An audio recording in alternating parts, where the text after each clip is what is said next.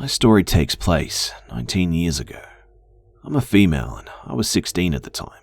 I'm 5'7", I was about 130 pounds, and I like to think that I'm strong, but I couldn't take on two young men. So, it begins with my mother and stepfather going away on vacation and leaving my 17-year-old sister and I home alone. They did this quite often. My parents were not winning any parenting awards, that's for sure. My sister and I didn't get along either. She was a nasty piece of work. Luckily, she decided to go stay at a friend's house while my parents were away. I was nervous about being alone, so I had my boyfriend staying with me. He was a pugnacious dickhead, but I'm glad that he was there. Brett and I were at my house and we had just started messing around when I heard a really loud knock at my door. My room was in the basement, but at the landing area between the stairs. You know how some staircases are broken up and there's a turnaround area, that's the landing. There was a window that I could see the stairs that led up to the alcove of our front porch. I could see two people standing there, and just as I was peeking out to see them better, one of them saw me. I remember feeling the breath sucked out of my chest. There were two young men standing on my porch. It was almost midnight and I had no idea who the hell they were. The guy that saw me let his friend know, and they both looked in the window and asked me to come to the door. My boyfriend had gone upstairs to open the door, and I remember freaking out because I had told him not to. He was one of those guys that thought that he was Mr. Tough Guy and believed he could fight anyone. He was telling the guys to leave just as I joined him at the door. They saw me and called me by name and asked for me to let them in. Brett told them to go and get lost. One guy, I think he said his name was Wes or Les, something like that, said, "Come outside, we just want to talk to you," to my boyfriend. I said, "No, thanks, we're going to bed now," and shut the door. I was really confused and getting very frightened. They stood on my doorstep for a few minutes, then started knocking again. Wes, or Les, explained to me through the door that he was my sister's friend and that she had told him I was alone at home and that they should come by. I knew my sister and I believed them. That did not, however, make me stupid. I told them to leave, and at that, they started kicking the door. It was shaking and I seriously feared that it wouldn't hold up. I was so scared that I ran into my kitchen to call the police. I was assured that they would be there very soon and to lock the doors and stay on the phone. Meanwhile, Brett was still yelling at them, which only served to piss these guys off more. I begged him to shut up, but he wouldn't listen to me.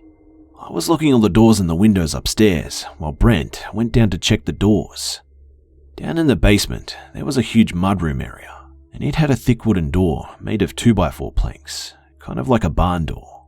The door had a big old lock on it, some spring-loaded turn bolt, and also had a plank to set across it, like a barricade. One of these guys was pounding on this door, and Brett heard him tell the other guy to go try the back door. This stupid door was one of those 1960s things that had a happy little square window right at face level with a little curtain across it. I was at this door trying to jam a chair under the flimsy knob when I looked up and saw the unnamed guy just looking in at me. I screamed, and the dispatcher asked me if I was okay. I barely squeaked out that one of the guys was looking right at me through the window. He was older than me, probably about 20, and he was tall, and he looked scary as hell. His dark eyes were drilling into me, and he wore this creepy, placid smile on his face. I had never seen this man before, but he knew my name. He tapped on the window with one finger, never breaking eye contact, and said, "Becky, let me in." I couldn't breathe. The knob was rattling as he was messing with it, and he said again, "Let me in, Becky. I just want to see if you're okay. I just want to talk." I was just 3 feet from him, with my back pressed to the fridge, when he suddenly started beating on the door and screamed, "Let me the fuck in this house. If I have to break in, I'll kill you both. So just open the fucking door." He looked maniacal. Then there was a loud knock at the front door, and the man went silent. He gave me the most hateful sneer I'd ever seen. I heard shouting and he ran down the back stairs and into the woods along the back of my yard. Brett had gone to the door. It was the cops. There were 2 female officers at the front door, and one was just starting to raise her voice, asking where I was when I came to the door too. I was so relieved that I started sobbing. I told them they had run away through the woods. Luckily, the woods were not deep. They actually ran along the bank of a large river, and there was a bridge just up from where the woods met the road. One officer ran around the back, while one stayed to get a description and take my statement. Officer 1 came back and spoke to Officer 2 and said that she saw them running across the bridge. They both left in a hurry, hopped in the cruiser and sped off. I was still crying and shaking, but I was absolutely furious at Brett for riling them up like that. I went to make myself some tea, thinking of all the ways I could kill my sister when she got home. I had so much anger, fear and adrenaline pumping through me that I could have ripped her to shreds at that moment. 20 minutes later, the cruiser came back. There were 2 guys sitting in the back seat, and the officers wanted me to confirm it was the right guys. I looked through the window and saw them. They still looked terrifying to me. They were in cuffs and couldn't get to me, but I didn't want to get too close to them, and they wouldn't look at me. I confirmed it was them and we spoke a bit. I told the cops about my sister, suggesting that these 2 men should come to see me. Officer 2 kind of mumbled, "What a bitch," and I had to agree. I pressed charges for attempted forcible entry, property damage. They had broken a window in the living room, trespassing, disorderly conduct, and attempted assault. Initially, they both pleaded not guilty, but later admitted to some of the charges. They both got 18 months in jail and were forbidden to contact me or my boyfriend ever again, and were instructed to be at least 500 meters from me at all times. I confronted my sister about it, and of course, she denied it, then laughed about it. She was an awful person. I have no idea what their true intentions were, as they maintained that they were just there to talk to me, but I'm thankful I didn't have to find out.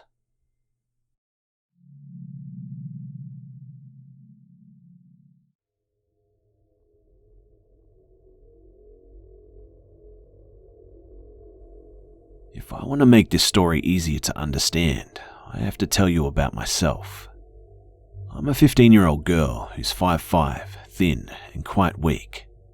During the summer, I was given a job babysitting my dad's co-worker's kid, who's only 3 years old, and I had no problem babysitting him.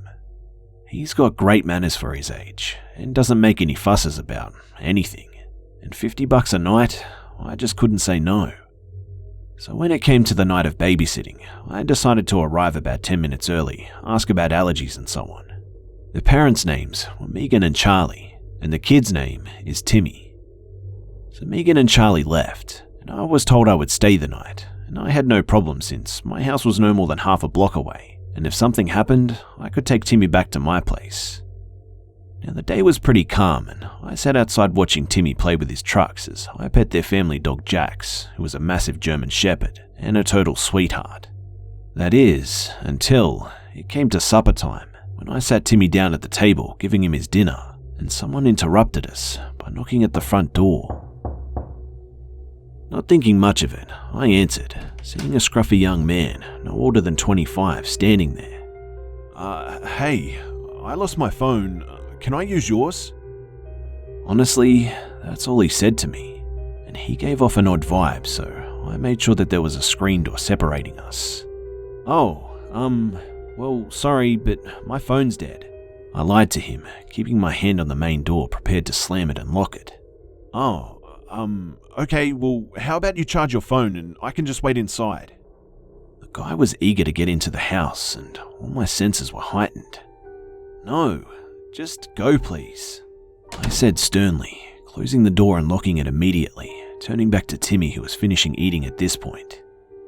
After cleaning dishes and getting Timmy all dressed for bed, we sat down and I let him watch a bit of TV. So that meant an hour and a half of kids programs for me. But I had my phone and its charger, so I played a game that didn't require much of my attention, so I could still watch the kid. All was calm in the evening as I put him to bed and sat myself down on the couch, finally eating supper myself. As I was eating, I heard Jax freak out, barking aggressively, before hearing him whine. Then the door to the shed slammed shut. I panicked and looked into the window, seeing the window across the room to me. And then I noticed the man from earlier storm towards the house. Now, the back doors are glass and I thank God that I put the blinds down on them. So it gave me all of 10 seconds to grab a knife from the knife block and bolt back up the stairs to the kids' room, seeing Timmy awake, asking if Jax was okay. I had to lie and told him that we had to play hide and seek, which he agreed to. I crept to the bathroom, him in my arms, and opened a small closet that, if you don't pay attention to, you wouldn't even know it existed. I put him in the closet and I told him to be very quiet, and since this kid did everything I said, he did so. I crept back down the staircase, hearing the back door open, and 2 sets of steps rushing through the first floor, figuring out plans, who went where and who did what. Shit, what do I do? I panicked to myself before shakily pulling out my phone and calling the police. This is 911. What's your emergency? I hear the operator, putting me in a temporary state of relief. I'm babysitting and there's 2 men in the house. Help! I pleaded, gripping the knife, pushing myself into the corner. What's your address? I say the address, before looking up and seeing the first guy towering over me, with the biggest grin on his face. I scream, pushing him, not using the knife and bolting down the stairs, knowing he would follow me and not bother looking for Timmy. As I ran down past the second man, I remembered I was still on the phone with the operator, which I had stuffed into my back pocket at this point, which meant they could still hear me. Who are you guys? And why are you here? I screeched, slowly pushing myself into the kitchen, holding up the knife as they cornered me. There was no answer from them as the second pulled out a machete.